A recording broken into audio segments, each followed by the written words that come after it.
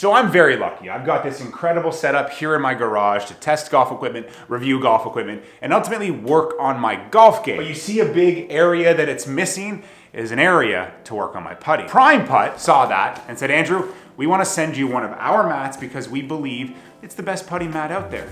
Hold on. Putting mat. Another putting mat.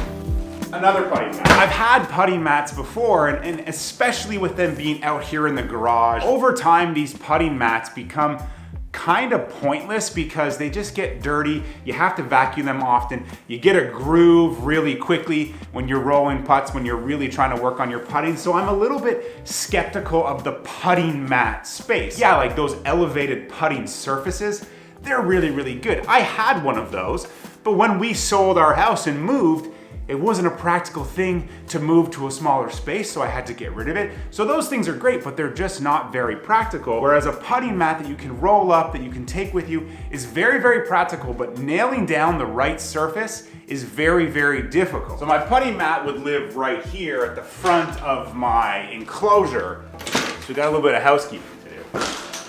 Let's move these hitting mats. So there's various size options you can get from Prime Putt. I opted for the 3x9 because this enclosure is just over 10 feet, so it's kind of like it could fit here perfectly. Ooh, that looks good.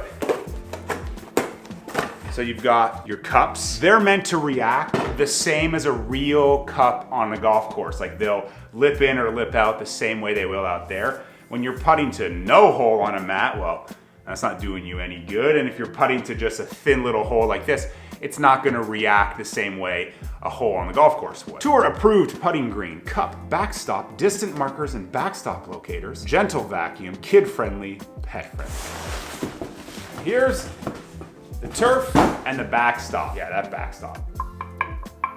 That's some solid wood. So 10 out of 10 on the packaging experience, box experience. And the first thing I will notice is there's some weight to this mat. It's not a light, flimsy mat. There's definitely some weight to it where this feels robust and durable. So I thought I was gonna have to roll this out and give it time to kind of decompress, but straight out of the box, this thing is perfectly smooth, perfectly flat.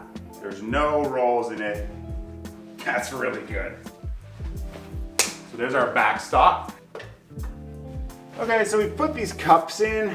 It's a little, kind of rips it a bit, but just a nice thought, right? Because a lot of mats don't do that, and it's like the ball just rolls off. Whereas now you miss a putt, it stops right there.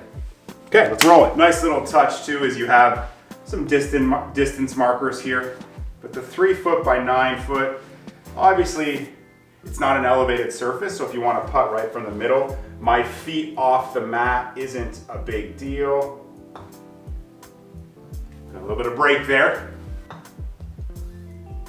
With any indoor putting mats, you definitely have to get a lay of the land on what your surface does for break.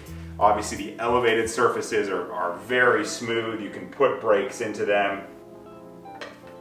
But see, that kind of lipped in. The speed was a little low, it lipped in, that's nice.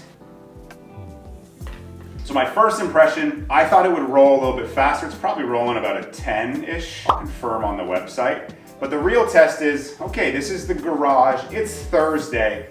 Let's just leave this out here and see what happens, what kind of dirt accumulates, see what vacuuming does to it. But then also, let's come out here in a day or two and hit like 100 putts and see if we get a line forming or not. 2-day check-in, no vacuum.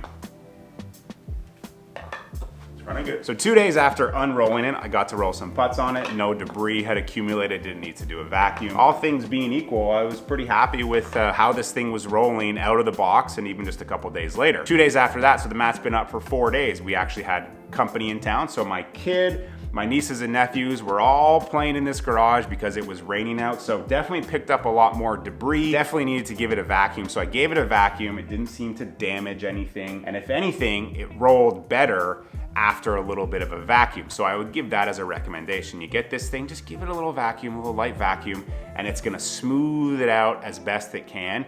And 4 days into it, debris, vacuum, this thing's rolling really, really well, but I wanted to put it to the test. I want to hit 100 putts on this and see if a groove begins to form, which then would kind of make your practice a little less effective because you're not really getting the right feedback. So let's hit 100 putts.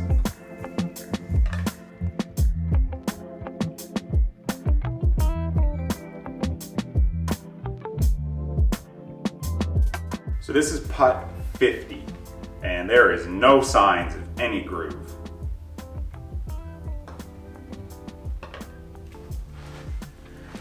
Like, nothing. 50 putts, over and over, nothing.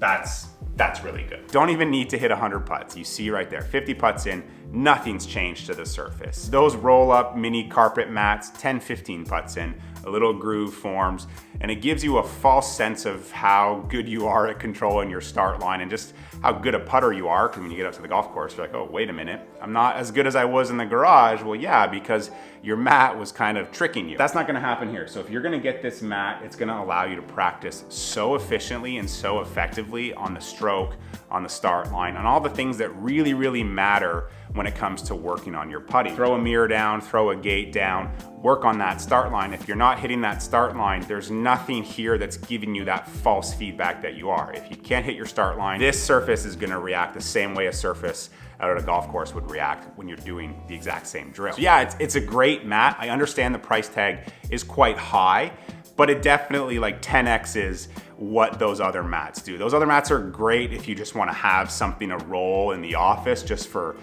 fun, but if you really wanna work on your game and on your putting, this mat is incredible. So maybe you don't have the time to get to the golf course, your weather isn't as amazing as being in Florida 365 days a year. So having an indoor putting surface that's very, very high quality, that rolls quickly, rolls smooth, is going to allow you to practice really, really well. Even just like 15 minutes, hitting those 50 putts. I got some good work done that gave me good feedback on how well I'm controlling my start line. So I can't say enough good things about this mat. It's gonna live here in the garage so that I can sneak away from time to time and get some practice down. But also I can start working and reviewing different putters because now I have a surface in here that's gonna give me all the feedback I need if a putter is good or a putter is not so good for me. So I hope you enjoyed that video, and we'll see you in the next one.